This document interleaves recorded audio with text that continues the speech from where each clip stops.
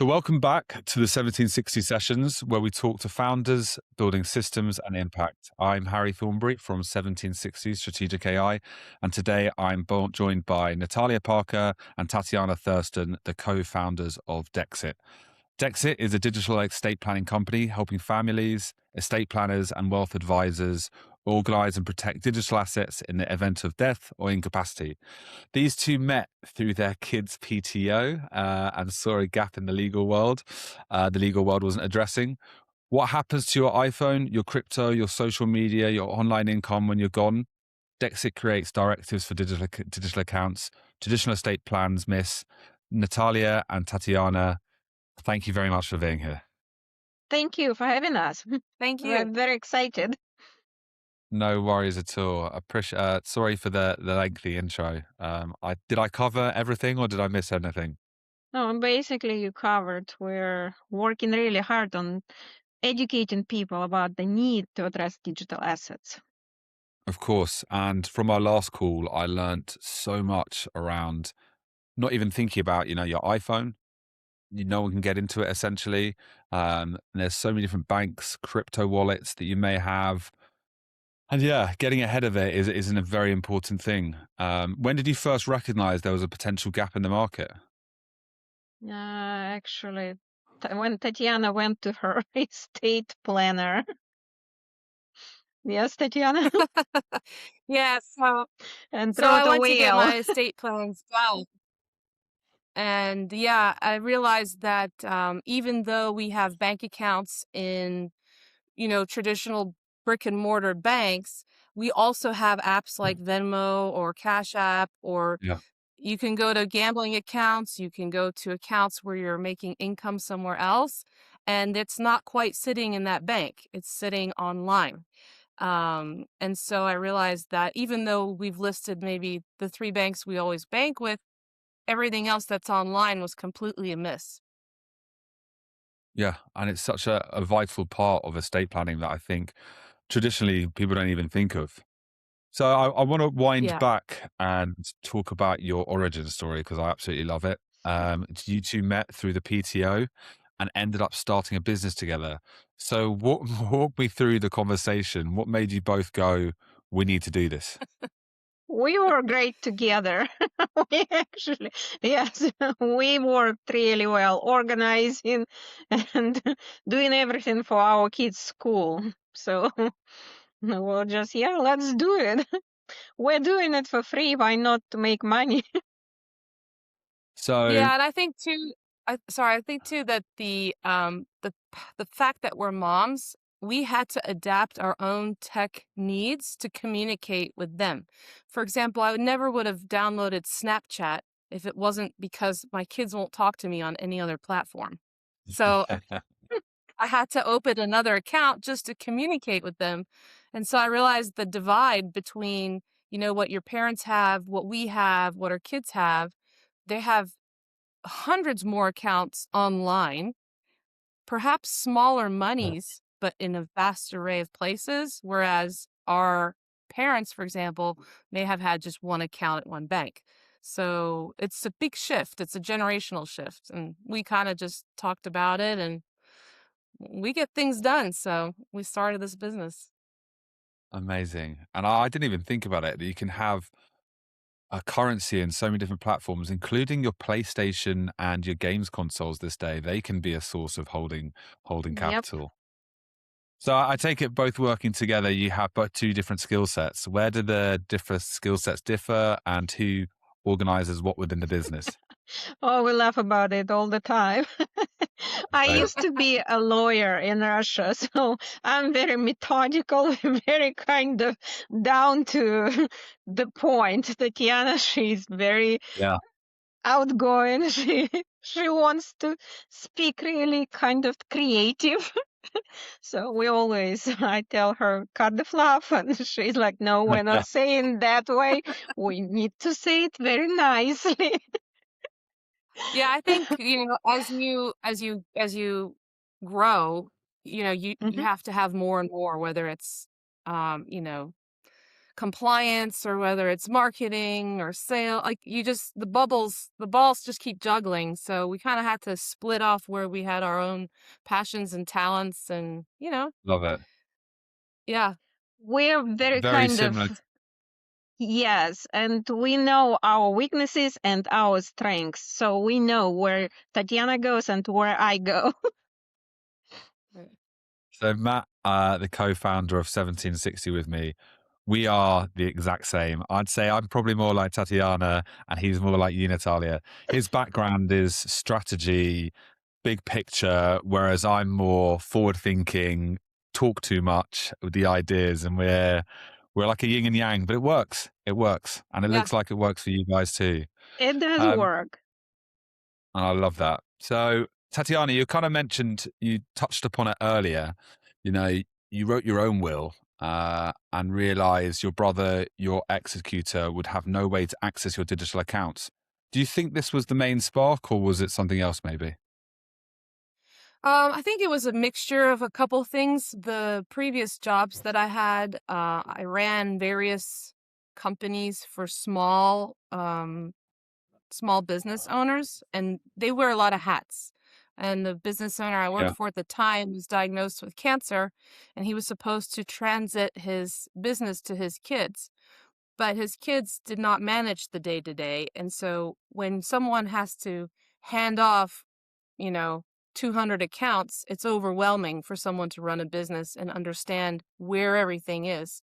So just sort of categorizing and analyzing where the account access is, what is the purpose of this account. That happened just before I went and had a lawyer draft up the account, and I was like, there's a huge miss. And I feel sorry for my brother because he won't know where to start, We feel actually sorry for every executor. Yes, Tatiana, because when they come to us, they already spent hours and hours trying to deal and trying to find what their loved ones had and what they wanted to do with those accounts. So that's where we come in, because it's like, yeah, we can take it off your hands. And look, is there a bigger mission that you're pursuing here, or is it just about account access, or is there something potentially deeper about legacy and digital identity? It's much deeper. Okay. Because for centuries, sorry, for centuries, people knew how to die, how to bury people. We had our, memories. We knew that, hey, we'll go to funeral, we'll have a wake, we'll say prayer, we bury and go to the cemetery. Now people cannot die online. They will live forever. Just look at those grief bots. Anybody can create, and you will live for centuries more, and you will not even be yourself, because whoever creates that grief bot, they don't really know you. So I guess let me jump in. So there's a whole industry there's an after-death industry that's emerging.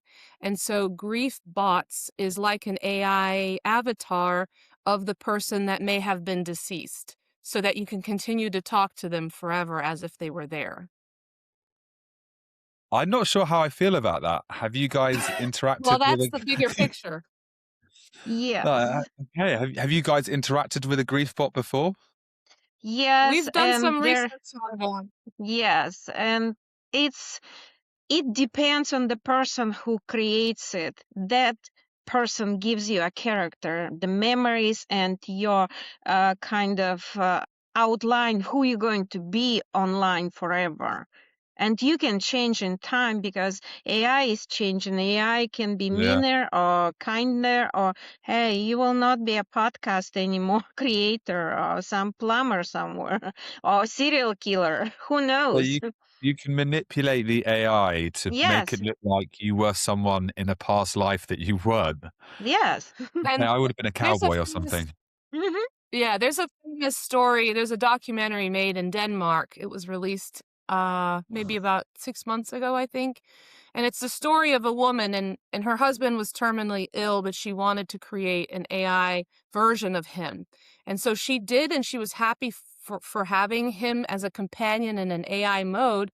But as the documentary progresses, this person confesses, her husband confesses that he had been having an affair the whole time that they were together, because it had been searching their emails and it was trained on all his personal accounts.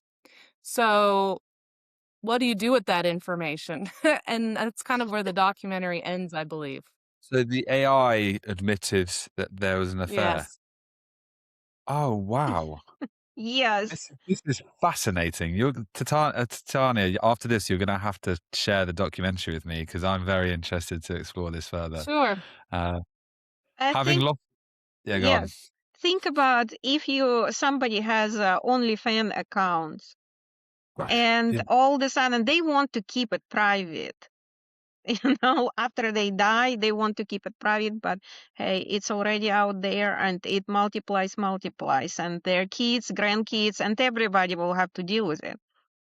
Do they obviously before actually agreeing to a grief bot, do they have to sign some sort of waiver being like, look, I accept all of my digital assets to be put into this AI to make the best person Absolutely, possible? yes. You give access That's to, you choose what to give access to, Okay. basically. You need to read the Well, terms of service. yeah, you'd have to read the fine print. I was just thinking of my own Mhm. iPhone. I was like, it's just loads of photos of my pet Pomeranian and food, and it's like, is that how I want to be remembered? How, but yeah, fascinating. I'm going to have to dive into that further, 100%. And it's really interesting to know that there's a bigger legacy beyond beyond just digital accounts that you're offering here, because literally my life is inside of this brick here, and it Hmm. will amazing to know that it can be kept alive. So what do you consider as your greatest successes so far? Is it maybe a client, a case, and a state attorney partnership you wanted to get, or just getting recognized in the NC market? Getting recognized. Our Yeah. name Yeah. is popping up more and more as digital experts, actually. I The think it's more we talk important. about it, Oh, sorry. sorry. No, sorry, I was jumping ahead. Well, I was just going to say, there's no industry around digital assets as it pertains to the estate planning concept, because it's a little bit out there, like the story we shared. There's no laws to figure out what to do with AI, avatar and interventions and all that stuff. So it's so new that the educational piece is crucial. And we work with estate planners, of course. We want to work, or we do work with wealth planners, tax advisors, because it's not just cryptocurrency. There's a whole Yeah. legacy behind these accounts. And if you don't think it's relevant for today, it's certainly relevant for your kids tomorrow and your grandkids. Like, we're at the top of the peak of the start of all of this, especially with AI. Yes, because think about it, when somebody dies and they live in different states or different countries, their heirs or beneficiaries, they don't even know what they had. And now, without paper statements or any kind of papers trace, they cannot log into the phone, they cannot log into email. What they're going to do? Did they have a domain name which was worth 5 millions? Were they a part of some kind of business? They don't know. Did they have life insurance? No, we don't know. So the beauty of what I'm understanding here from you guys, and I think you've really caught on to something at a very, very, very good time. And your offering must just expand. And with that, you've got to constantly be learning about what are people using these days? Where could assets be tied up, for example, or capital for another example? Have you got any examples of recently when you suddenly thought, hang on, this is a tool that maybe the younger generation are using, apart from Snapchat, probably? We're trying to keep an eye on all of them all the time, Yeah. but they're new and new popping up every day. It's like today we learned that Meta now offers Instagram, which can be after you die. It will post, AI will post on Instagram for you Yeah. and continue the business. They Okay. patented it. That's interesting because I know Facebook did it for a while. Like my dad, for example, has a nice memorial page. Going to Facebook, it's like quite nice, but I suddenly thought you were saying it would continue posting as if it was him. But I understand in a business context. But speaking of Facebook, Natalia, you told me that a couple of years back there was Yep. a ban that happened because I think you wrote an article about closing accounts, and to me, I think that is completely wild. What did that teach you about potential platform risk and building in this space? If you have a business on one platform, and think about it, many people have businesses on Facebook, or only TikTok, or only Instagram, or Lemonade, and all of a sudden you lose access to that platform, your livelihood is gone in a matter of seconds. Yeah, So that happened with TikTok last year. I think it was last year that, at Yes. least in the United States, it was taken offline and there was a threat for full closure of TikTok. And people were scrambling to download their data because they had spent years building a clientele of an audience, a following, and all their content was just going to be wiped out, not by them, but by the terms of service that had just changed right under their noses. So it is important to to value these assets, to understand its importance, even though sometimes it's not glaringly monetary.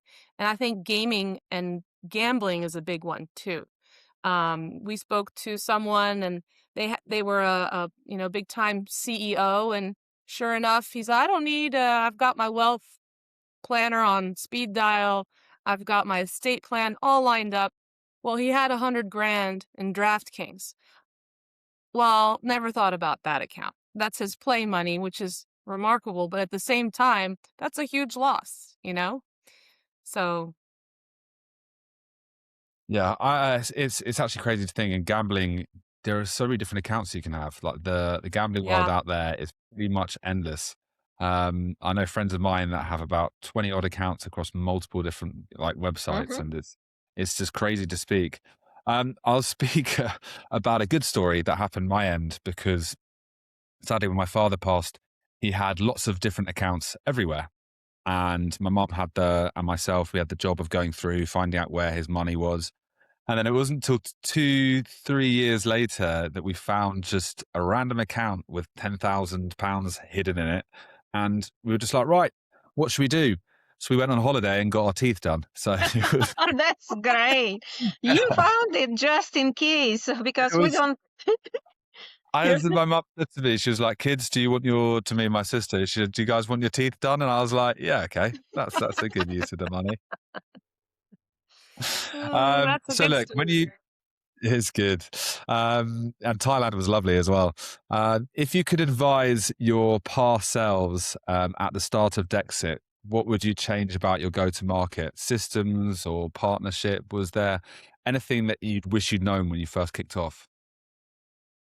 I Oh, think God. I think the hardest is convincing the estate planning attorneys that digital assets really matter. That has, I think, been our biggest struggle, because anybody who's young gets it right away. Business owners will get it right away, but because the legal structure isn't there's no backbone to this new industry. There's no industry No. standard. There's nothing to support decisions in this. That's been the biggest challenge. Okay. Being a kind of a pioneer in digital asset space, not just crypto, but the personal, footprint. Yeah, we are That's pioneers, which is actually good and bad. I think it's awesome personally. I think this is a huge space that's going to grow, and like I'm sat here, my thoughts are just like this is a no brainer for me. Um, so the majority of your business is coming through referrals at the moment. How does that actually work as well? Are estate attorneys sending clients directly, or are they referring you for consulting on maybe more complex cases? both. Both. We have a plan. So we have a plan that can supplement anyone's estate plans. And basically, that plan is to figure out and assign and categorize the accounts you have online that are of value to you, because Yeah. everybody's different. And then a Everybody's directive. different. Yeah. Yeah. And then a directive to that account, because what do you want done with that account? And the best person to make that decision is the account owner, and that's you. And so that documentation is sort of a planning tool that we want wealth planners and estate planners to say, you know what, there's a third part of your wealth plan or your estate plan, and that includes your online accounts, because it's very segmented and there's so many accounts and things change all the time that it's just that much more important to have that third industry branch. It's like a stool with 3 legs, you know? And I think technology planning which is what we do. Technology planning is that third leg of that stool of what is it that we want to pass on to our kids or not, or close. There's maintenance involved. And part of it is a digital legacy. And then part of it is, your wealth. What is going to happen with that stuff? Sometimes it's even death or life because, hey, I have a stem cord blood for my son. And if something happens to me, nobody will think about to pay those fees to store it. So it's a And subscription it can, fee. yes, it's a subscription, annual payments to store on cryogen, his stem cord blood. And if something happens to him, to reset his immune system, that's the last resort. So think about frozen Yes, well, embryos. Somebody dies, their frozen embryos are still there. What to do with Yeah. those? There's so much to think about. Yes. Do you get pushback yeah. from So any estate attorney? For some, yes, especially kind of the established ones, because Yeah. they've been doing business for years and years the same way, so they don't want to change it. The new young ones, yes, they get it right away because they grew up in that atmosphere. Yeah. and I Sorry, think Tatiana, I cut too. you off. Oh, sorry. I think too that I would say our generation and younger, partially because we're becoming, there's cameras everywhere and there's surveillance everywhere. We understand that our data is for sale. And especially in Europe, they're very data conscious. Whereas here, I would say they're not as data conscious. I don't care, especially if I'm dead. Why do I care? But you'll see that when big companies make decisions like 23andMe, for example, it's the largest genetic database out there. And who owns it? Well, it's actually Google's wife. And so they had all this data up for sale, and she bought it back herself with a nonprofit arm. So that is such a valuable set of data. And that is, for example, probably one of the most valuable data sets, but it's our data. And so that whole concept, until people really understand the value of what they provide online, it's going to be an educational process. Yeah. And look, the education piece is only gonna grow and grow and grow because as I said earlier, the market's gonna grow and grow. But the 23andMe piece, it was huge. I remember it really Mhm. well. And a lot of friends of mine chose not to go and do 23andMe, et cetera, to find out that it's the same kind of deal as Ancestry, isn't it? Where you have a look at where all your heritage is from. And people choosing not to do it just based on the fact that they don't want to give away their personal DNA to someone else. Personally, I haven't done it, but I'm not sure I would be too against someone else having my data. I'd love someone to make a clone of me. It'd be great. Yeah, I mean, I think um, the fun ones are for the dogs, and like he's part yeah, Pomeranian and part Dalmatian. But when it comes to ourselves, it's a bit yeah, different. it's a bit scary. Someone told me this the other day. This is just a sidetrack on data, that the richest data set for any organization outside of, say, DNA, for example, is Reddit, because you get get unbiased reviews in Reddit. It's if you're trying to understand, hey, is this restaurant on this island particularly any good? Reddit is the place to go to get an understanding because it's unbiased views on any topic you can imagine. So Reddit is the strongest data set you can get, and that's how Reddit have gone on to make so much money is they've just sold the data of what everyone's saying online. Yeah, they're Yes. fantastic. Yeah. There's brokers selling data right and left, and here, yes, Europe is more privacy conscious. America Yeah. is not. Everybody has a Ring camera nowadays. Everybody is under surveillance. And now apparently Amazon offered a service that, hey, save somebody's dog. And if you enable that setting, every time somebody walks by, a dog or human or anything happens, it shares that feed with all your community. So basically, This is a crazy Through world we what? live in. Through it like an is Apple crazy. AirTag? Huh? Through like an That's Apple Amazon Ring. AirTag? No, Oh, Amazon Amazon Ring. Ring. Oh, that's the doorbell.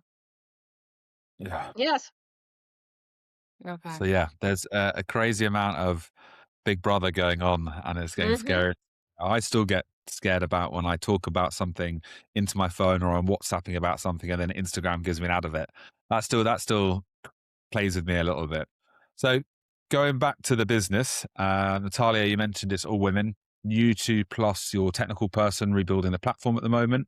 Mm-hmm. How do you divide and conquer? So Tatyana is marketing, Natalia more operations. I could be wrong. How does that partnership work on a day to day? The same as you For me, described it. yeah, Go for ahead, me, it's Tatiana. mostly, well, for me, it's sort of the future forward thinking. Where does this company need to fit in the market space? Where should we be visible? It's also marketing. It's also education. It's the finance part. It's the business part. And then once we get our clients through the door, then it's the strategy, it's the legalese, it's the how can we help you, and then Natalia kind of is the mastermind behind all the terms of service on these accounts and what kind of requirements are needed. And then of course our tech girl, she's awesome.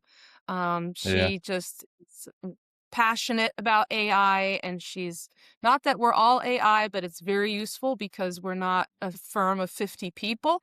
And AI has been, of course, really helpful to progress certain things that, would have taken days to do otherwise. So, I love to hear that.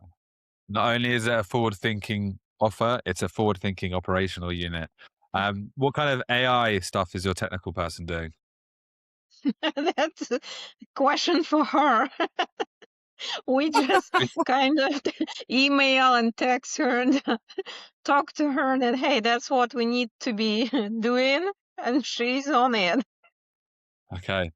And then Tatiana, for your marketing, I think you're doing newsletters, LinkedIn, Instagram, YouTube, Facebook. yeah, so we're You we're on even, Facebook, yeah, and yeah. yeah, Facebook is, unfortunately, we were a little slow to pick up some traffic on Facebook because we were banned for like 2 years. So we just got permission to reopen the doors. We're on Instagram under Dexit Chicks. That's kind of our duo branding, sort of marketing name. And we are, of course, on LinkedIn. We have a newsletter. And what else do we have? Well, podcasts. Yes, Yeah, yeah, we yeah. have. And also the succession planning event next week, I believe. Yes. Yeah, We Is have that that's a round table, crypto round okay? table. Cool. That's fun. That's February 25th at 10 Eastern Standard Time, and anybody's welcome. But we have a couple panelists that are specialized in different varieties of fields as it relates to estate planning. So some are blockchain specialists, tax specialists. There's an international estate planning lawyer as well as tax lawyer. He does both. And there's a couple other professionals that are in blockchain and investing that will sort of speak, and we'll talk about a use case. I think it'll be fun. Actually, it's a use case where accidentally a young 16-year-old inherits the last phrase of a crypto coin, and the whole family is upset because only the son knows the last key, and he's only 16. So who has the power here? He does. I don't know. Yes. Yeah.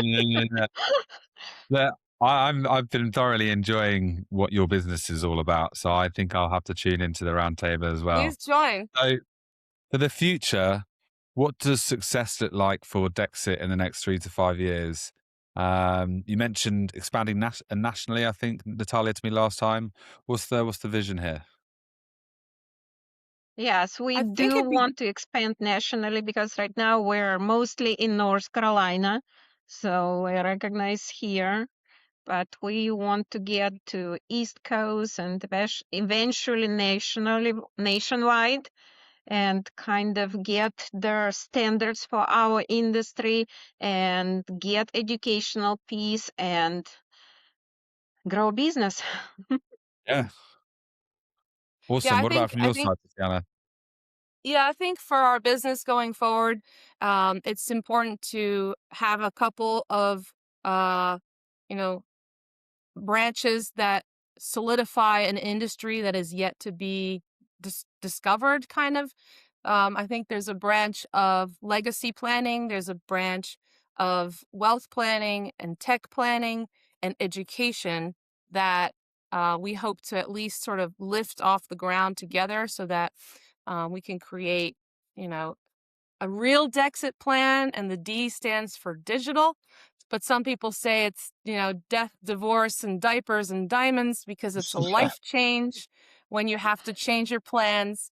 But, definitely the digital part is going to be affecting us all. So, We'll Cool. exit you out. Yeah, In Dexit. any, after death, after divorce, after diapers, after anything. So for this year, would you say is your North Star metric? Is it estate attorney partnerships, client plans created? Is it advisor network size, or is it even revenue? Where's the heart of Dexit this year? I think all Uh, three but the first one. Okay. Well, I forgot already what it was, but yeah, I think our North Star is being recognized by our peers and also estate planning attorneys who will be needing to address digital assets, but it's so overwhelming that they need an expert in the field, and we want to be positioned as that expert in that field. Amazing. So I'm going to leave you with probably one question. With unlimited resources, what's the next big move you'd make? And look, there's lots of things you could do out there. Hire a sales team, build out more education content, expand into new verticals like financial advisors or family offices. What would you do with unlimited resources right now? mm, Sales team. Tatiana, educational piece, probably. Social media push. Yeah, definitely I social think media. this should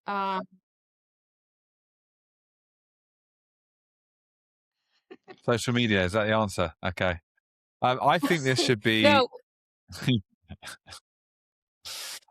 So I think this should be estate planning and digital assets should be pushed into a corporate environment, because it's not until I started working in the corporate world did I start thinking about my pension. For example, we get a pension here in the UK. You're probably well aware of what that is. Did I start to think about what are my assets that I own? I own shares now in this company. Now I've joined it. And it isn't until I've started moving company, I have to move my pension. I have to think about my assets. I think it's then that there's definitely a play for you to have some sort of educational piece, whether it's a workshop delivered to people in a corporate environment, because it's just when you start thinking about it, it was a natural progression for me to start actually thinking, all right, let's get my wealth in order. Let's understand what I want to do. Let's understand what I can plan for the future. When can I buy a house? And digital assets is going to be a huge part of that. And I think there's an opportunity for you guys to potentially reach out to HR executives who look after those wellness or those global platforms with inside organizations and just have an education piece about, have you thought about your digital assets? What are your thoughts on that? I know Excellent. exactly what I'm going to say. Sorry. One of the most lost assets is here a 401k plan, which is like a pension plan. Okay. And I say it's lost because the family members who become executors don't even remember where it is. It's like a lost life insurance policy, and it's amazing to me that you can work in a place for 5-10 years and completely forget about the funds that have been sitting in the pension in that company. Yeah. The main Yes, and problem is, go on, sorry, Natalia. go ahead and think about dementia. Problem is, yeah, dementia. 100%. I lost someone recently to dementia, and it's like getting a word out of them was the hardest thing in the world. But it's people move around jobs, so they have multiple pensions. I right now have 2 pensions, and I can't think where one of them was. So I need to go back and consolidate that. But that's the exact pain that we face here in the UK, because that's what we found with my dad's was a pension. And then that was when I ended up getting my teeth done. So that's how relatable Oh my it was. It was 3 Well, there years you go. later. Yeah. This is So exactly look what I mean. So yeah. so look, guys, I've really, really enjoyed today's conversation, and it's given me plenty to think about. It'll give my audience plenty to think about. I will include a link to Dexit down the bottom, but thank you both so much for joining. That was awesome. Thank Thank you for you. having us. No worries. Goodbye.